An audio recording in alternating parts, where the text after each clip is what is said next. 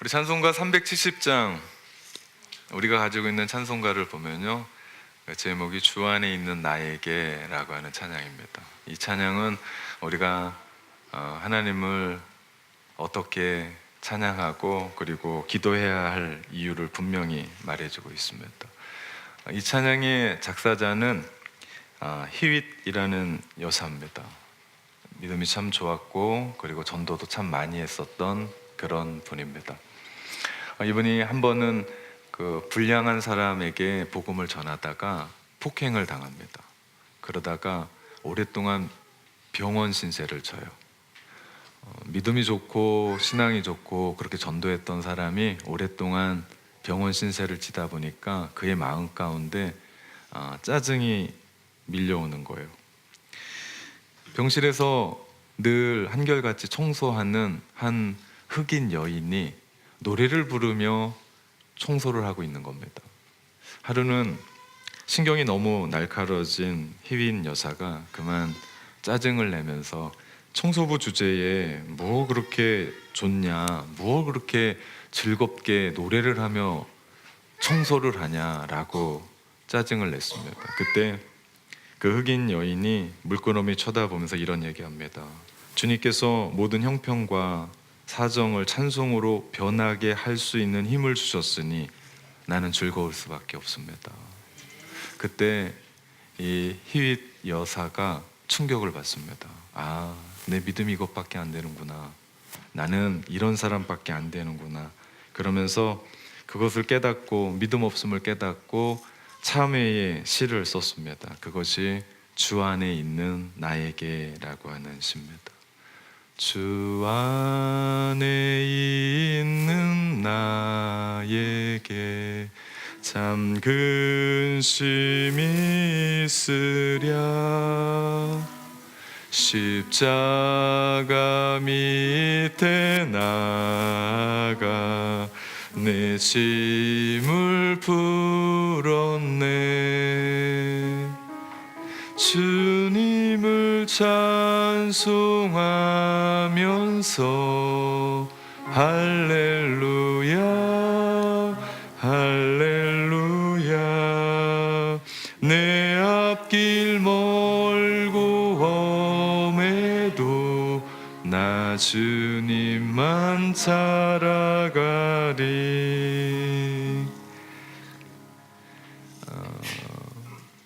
찬양은요 사람의 마음뿐만 아니라 하나님의 마음도 움직인다는 사실입니다. 오늘 사도행전의 이야기가 그런 이야기입니다. 우리 계속해서 사도행전에 나오는 사람들을 살펴보면서 20주년 맞는 우리 교회 어떤 교회가 돼야 되는지를 함께 나누고 있습니다. 오늘은 바울과 실라의 이야기입니다. 바울의 제2차 전도 여행 때 빌립보에서 복음을 전합니다. 근데 빌립보 지역은 회당이 없어요. 그래서 매일 강가에 나가서 기도처소에 가서 복음을 전합니다. 그런데 뜻밖의 일이 일어납니다. 귀신 들려 점치던 한 여인이 매일같이 바울 일행을 쫓아다니면서 소리를 지르는 거예요. 그냥 한 소리도 아니고 아주 괴성을 지르며 소리를 질러요. 그 이야기가 17절 말씀입니다. 이 사람들은 지극히 높은 하나님의 종으로서 구원의 길을 너희에게 전하는 자라. 정말 귀신같이 알고 있어요. 정확한 얘기를 하는데 이게 때와 시가 맞아야 되는데 아무 때나 소리를 치는 거예요. 그래서 사도 바울이 누군가에게 예수 그리스도를 믿으십시오라고 하면 당신은 예수 그리스도의 위대한 종입니다 막 소리를 치는 거예요. 보다 안 돼서 한날은 주 예수 그리스도의 이름의 능력으로 귀신을 쫓아냅니다. 놀라운 일이죠. 그 한 사람이 새롭게 됐습니다.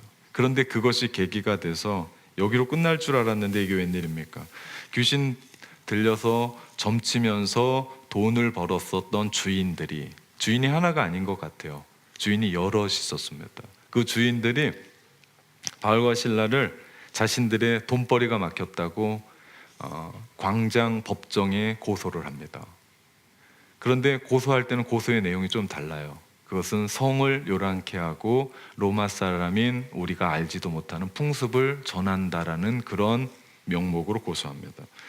그 고발로 인해 바울과 실라는 정말 모진 매를 맞습니다. 평생 잊지 못할 태장을 맞아요. 그것이 바울이 고백했던 40에 하나 감한 매를 내가 5번 맞았다 했을 때 그때의 이야기입니다. 그때 사람들은 40대를 맞으면 사람이 죽는다고 생각했습니다. 그래서 한 대를 감한 39대를 때렸습니다. 이게 무슨 얘기입니까? 다시는 그런 짓 하지 말라는 얘기입니다. 그리고요, 이 한 번에 이 매에 맞으면 사람이 심리가 그래요. 40대 맞으면 죽는다는 얘기를 듣고 40대 맞으면 사람이 죽더라고요. 그런데 39대 맞으면 그 다음부터는 내가 했었던 그 일을 못합니다. 왜? 그게 그렇게 두려워요. 그게 그렇게 공포입니다. 그런 모진 매를 맞고 피투성이가 된 그 몸으로 빌립보 감옥에 들어갔고, 그리고 한밤중에 깨어났습니다. 한마디로 말하면 그렇게 매를 맞고 의식을 잃었던 것 같습니다. 그리고 일어났더니 그 시간이 한밤중인 거예요. 아마도 빌립보 감옥에 있었던 죄수들은 오늘 밤 다 잤다라고 생각했을 겁니다. 왜냐하면 지금까지 그랬던 것처럼 그 매 맞고 돌아오는 사람마다 밤중에, 한밤중에 일어나서 깨우면 고래고래 소리를 지르고 욕하고 풀어달라고 얘기하고, 아니면 그것도 안 되면 끙끙대고 신음소리 내고 그 한밤을 지냈을 것이 뻔하기 때문에. 근데 이게 웬일입니까? 그 악랄하게 짝이 없는 빌립보 감옥 속에 한밤중에 소리가 들리는데, 그것은 그들이 예상과는 전혀 다른 기도와 찬양 소리가 들리더라는 겁니다. 그들이 귀를 의심했을 겁니다. 그들의 마음이 어땠을까요? 그래서 오늘 본문에 보면 그들이 귀 기울여 그들의 기도와 찬양을 듣더라라고 말씀합니다. 혹시 여러분 중에 최근 소리 높여, 아니 목 놓아 하나님께 찬양을 불러본 적이 있습니까? 오늘 그런 자리겠네요. 그죠? 찬양 예배 때 정말 우리 아가파워 찬양팀 우리 리더와 함께 기도하면서 이 예배를 준비했다고 생각하는데요, 너무 감격스러웠습니다. 제가 하나님을 찬양하는데 눈물이 막 폭포수같이 떨어졌습니다. 혹시 최근 큰 소리로 하나님을 부르며 여러분의 가슴이 울림이 되도록 기도해 본 적이 있습니까? 그걸 또 누군가가 듣고 그거에 대해서 여러분에게 말해 본 적이 있습니까? 요즘 우리 교회 새벽 예배가 얼마나 뜨거운지 모릅니다. 뉴질랜드 겨울 가고 있는데 비전센터는 그 새벽이 늘 여름 같아요. 뜨거워요. 너무 뜨겁습니다. 히터 때문인가 생각했는데 히터는 아닌 것 같아요. 제가 그 자리에서 그 기도 소리를 가만히 듣고 나면 제 마음 가운데 정말 뜨거움이 솟아 올라옵니다. 이걸 느껴야 되는데 와야 느낍니다. 그냥은 못 느끼고요. 제가 아무리 설명을 잘하더라도 안 되고요. 오셔야 합니다. 이것이 복음의 능력이고 성령의 능력이죠. 바울과 실라가 그랬습니다. 복음의 능력, 성령의 능력 안에서 그들이 기도하고 찬양했죠. 한 대 더 맞으면 죽는 39대의 태장을 맞고 온몸은 피투성이가 되고, 그래서 정신을 잃을 정도로 고통스러웠지만 그들은 그 누구도 원망하지 않습니다. 그들은 그 누구도 따지지 않습니다. 누구에게 신세도 한탄하지 않습니다. 그 정도 39대 맞으면요, 정신이 바짝 나서 다시는 그런 일을 못합니다. 그런데 그들은 거기에서 하나님을 찬양하더라는 거죠. 그들은 억울하다고 항의하지 않습니다. 매를 때리면 맞고 옥에 넣으면 들어가서 그냥 맡겨버리죠. 그 이유가 어디에 있을까요? 그렇게 모진 매를 맞고도 그들이 그곳에서 그렇게 찬양하고 기도할 수 있었던 이유가 무엇일까요? 전 그건 한 가지라고 생각합니다. 생명의 주께 나의 전부를 맡긴 사람의 모습입니다. 즉, 내가 그 십자가에서 예수 그리스도를 만났고 그 십자가의 예수 그리스도가 우리 안에 계시며 성령과 함께 살아가는 모습이 바로 그들의 모습입니다. 생명의 주인께 나의 모든 걸 다 맡긴 거예요. 바울은 늘 그랬습니다. 오늘은 제 2차 전도 여행이거든요. 제 3차 전도 여행 때 전도 여행을 마칠 무렵에 오순절이 되기 전에 예루살렘으로 향하여 달려가려고 하는 바울의 마음이 있었습니다. 그런데 기도하는데 성령께서 너 올라가면 모진 고난이 있고 핍박이 있을 거다라고 기도 중에 성령께서 말씀하셨습니다. 그럼 우리 이 정도 되면 우리 어떻게 해야 돼요? 아멘, 감사합니다. 내가 가야 될 길을 주님께서 친히 막으셨고 저로 하여금 새롭게 하셨습니다. 그리고 우린 안 가잖아요. 그런데 사도 바울의 고백을 들어보십시오. 그는 이런 말을 합니다. 사도행전 20장에 보면요, 나의 달려갈 길과 주 예수께 받은 사명 곧 하나님의 은혜의 복음을 증언하는 일을 마치려 하면은 나의 생명조차 조금도 귀한 것으로 여기지 아니하노라. 한 번은 제가 이 말씀을 큐티하는데 제 마음 가운데 막 주체할 수 없는 눈물이 나더라고요. 나의 달려갈 길과 주 예수께 받은 사명, 그 은혜의 복음을 증언하는 일을 마치려 하면은 나의 생명이 아무것도 아니래요. 그렇게 생명을 주님께 맡겨드렸던, 생명의 주인이 누군 줄 알고 그분께 맡겨드렸던 그의 삶, 그리고 또 훗날 로마 교회에게 썼던 그 편지에도 사도 바울은 동일하게 고백합니다. 이 말씀을 같이 읽어봅시다. 로마서 14장 8절입니다. 우리가 살아도 주를 위해 살고 죽어도 주를 위하여 죽나니 그러므로 사나 죽으나 우리가 다 주의 것이로다. 아멘. 그렇습니다. 사도 바울과 신라는 분명히 거기에도 하나님의 뜻이 있었다고 믿었습니다. 그래서 자신들이 그렇게 다시는 너희 그런 짓 하지 말라라고 하는 그 어마어마한 매를 맞고도 그들은 그곳에서 하나님을 또 찬양하는 거죠. 바울과 신라가 우리 가운데 주는 메시지가 뭡니까? 그것은 교회는 주님의 교회라는 겁니다. 우리가 믿을 때, 우리가 신앙생활하다 보면 이해하지 못하는 수많은 어려운 일들을 만납니다.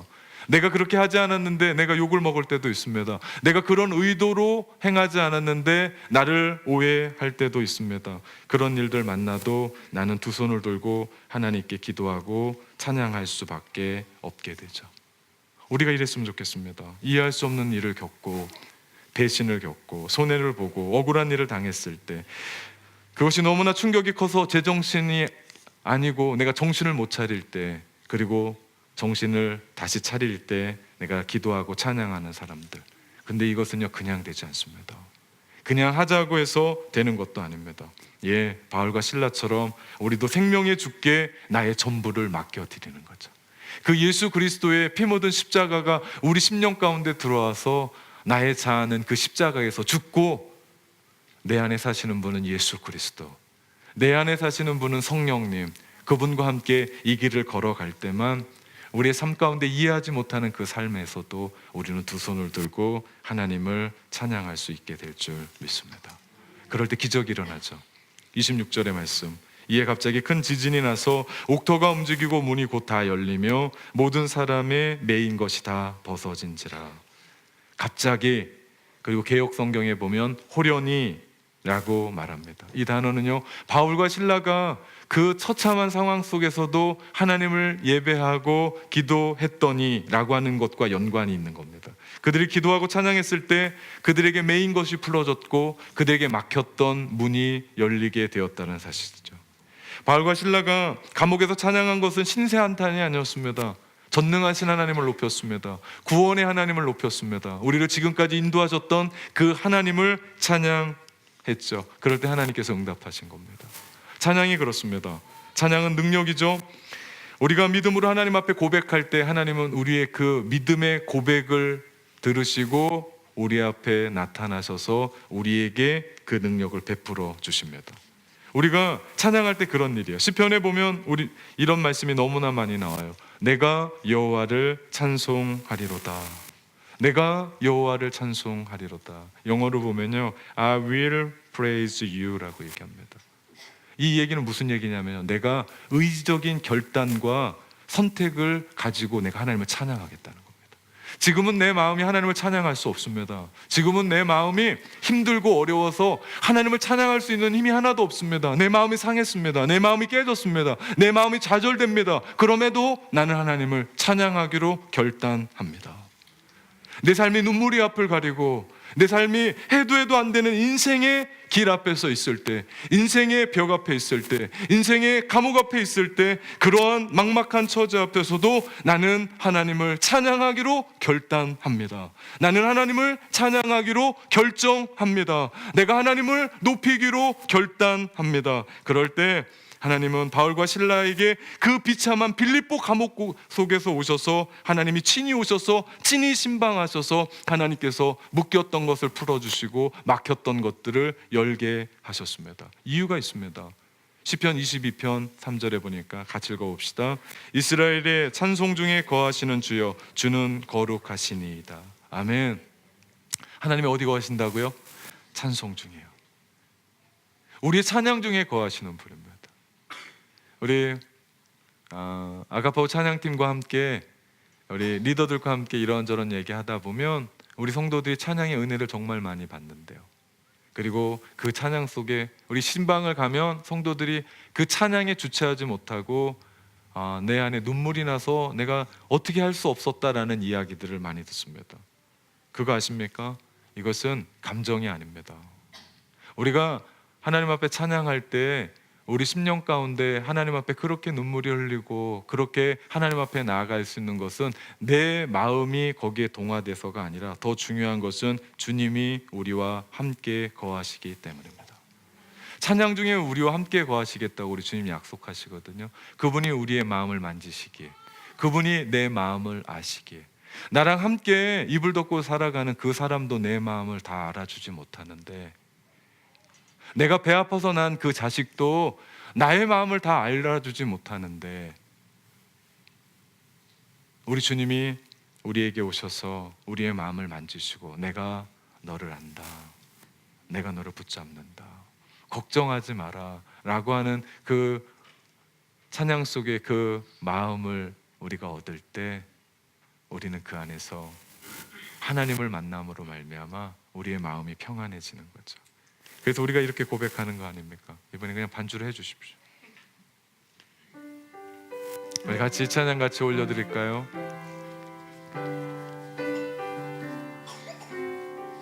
주님과 같이, 주님과 같이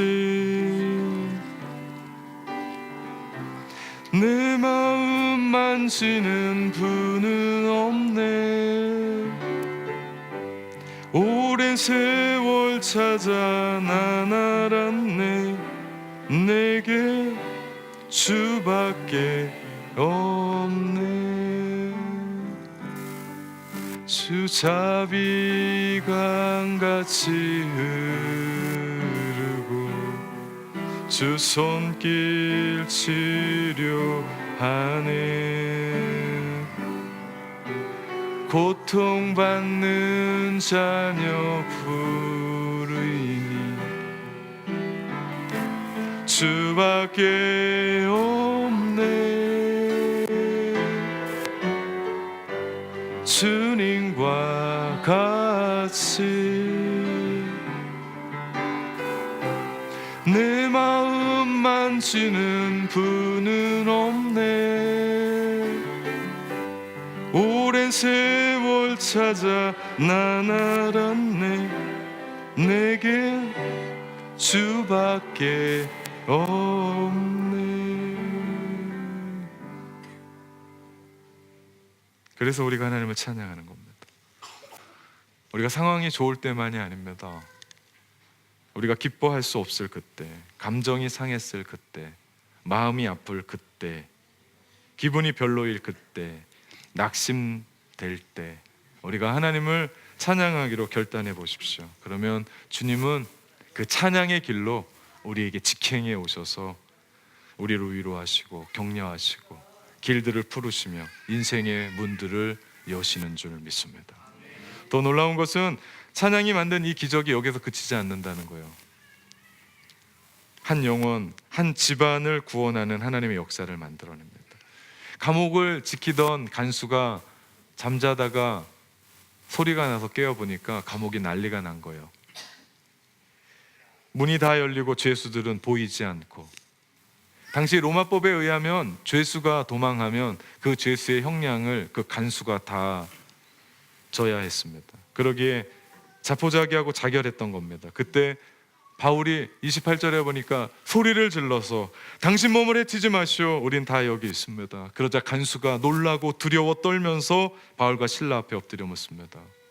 그 유명한 질문을 합니다. 내가 어떻게 하여야 구원을 받을 수 있습니까? 선생들이여, 내가 어떻게 하여야 구원을 받을 수 있습니까? 이것은 놀라운 반전이 아닐 수 없습니다. 간수는 지진으로 인하여 옥문이 다 열리고 죄수들이 다 도망간 줄 안 그 상황에서 자결하려고 하는 그 현실 속에서 그 현실의 문제를 뛰어넘어 전혀 다른 차원의 문제에 대해서 직면하고 있는 겁니다. 그 간수가 하나님에 대해서 눈을 뜨고 있는 겁니다. 사실 빌립보 감옥의 간수는 로마의 군인입니다. 평생 엄격한 규율에 따라 훈련된 자죠. 그런 사람을 변화시키기 위해서는 하나님께서 지진과 같은 극단적인 방법이 필요했을지도 모릅니다. 그렇습니다. 우리가 여기서 보는 또 하나의 시각, 또 하나에 대한 부분에 눈을 뜨게 됩니다. 그것은 내가 경험하는 일련의 사건의 일들 속에 하나님이 행하시는 또 다른 관점이 있다라는 거죠. 나는 그냥 울고 끝나는데, 나는 그냥 마음 아프고 끝나는데, 나는 그것을 그냥 도와주고 끝나는데, 하나님은 그것이 어떤 일이든, 그것이 좋든 나쁘든, 그 일이 성공이든 실패든, 그 일이 됐든 안 됐든 상관없이 주님은 그 일을 통하여 나와 내 주변의 사람들로 하여금 하나님 나라에 대한 눈을 뜨게 하신다는 사실입니다. 이유는 한 가지죠. 그것은 바로 영혼 구원하시려고. 이런 관점으로 우리 인생을 바라보게 되면 지금까지 우리에게 있었던 일은 우연이 아니라 필연적인 일이고, 나를 향하신 하나님의 구원의 손길, 그분의 뜻이 그 안에 있었고, 그래서 내가 이렇게 예배하는 것이고, 그래서 내가 그 사람을 만나게 된 거고, 내가 그래서 그에게 구원의 복음을 전할 수 있다는 거죠. 내가 어떻게 하여 구원을 얻을 수 있습니까? 간수의 말에 바울은 이야기합니다. 주 예수를 믿으라, 그리하면 너와 내 집이 구원을 받으리라. 31절, 그 유명한 말씀을 합니다.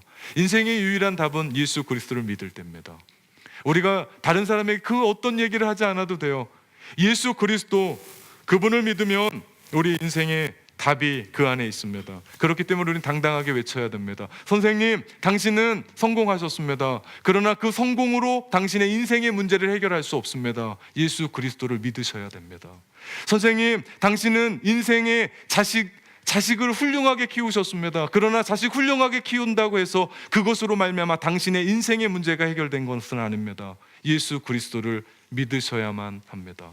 우리가 이 이야기들을 전달해 줘야 됩니다. 그 답을 얻은 간수가 자기뿐만 아니라 가족들을 구원하는 데 이릅니다. 그래서 32절에 보니까 그들에게 말씀을 듣게 해요. 그리고 34절에 보니까 바울을 데려다가 맞은 자리에 씻겨주고 온 가족이 세례를 받고 음식을 대접합니다. 이제는 간수와 제수가 아니에요. 이제는 형제요 한 가족이 된 겁니다. 정말 중요한 말씀이 나오는데요, 마지막 말씀인데요, 그와 온 집안이 하나님을 믿음으로 크게 기뻐하게 되었습니다. 하나님을 믿는다는 것이 이겁니다. 교회가 이런 곳입니다. 하나님을 믿음으로 말미암아 크게 기뻐하는 것. 하나님은 놀라우신 분이에요. 고난을 통해서도, 그 고난을 통해서도 엄청난 일을 이루어 가시죠. 그렇기 때문에 우리가 고난이 올 때 걱정하지 않아도 됩니다. 두려워하지 않아도 돼요. 그렇게 모진 매를 맞고 더 이상은 내가 복음을 전하지 못하는구나, 그렇게 실족하지 않아도 됩니다. 왜 그렇습니까? 우리 성경에 보면 야고보서 1장 2절에 이런 말씀이 있습니다. 내 형제들아, 너희가 여러 가지 시험을 당하거든, 여러 가지 고난을 당하거든 온전히 기쁘게 여기라. 하나님께서 그 고난을 통해서도 하나님의 구원의 역사를 만들어 가십니다. 내가 믿음으로 크게 기뻐하는 일이 일어나고요, 내가 전도하는 그 누구를 통해서 그 한 사람이 다시 주님께 돌아옴으로 크게 기뻐하는 일들이 일어나는 곳, 여기가 교회입니다. 사랑하는 성도 여러분, 우리가 이런 교회를 만들어 가면 어떨까요?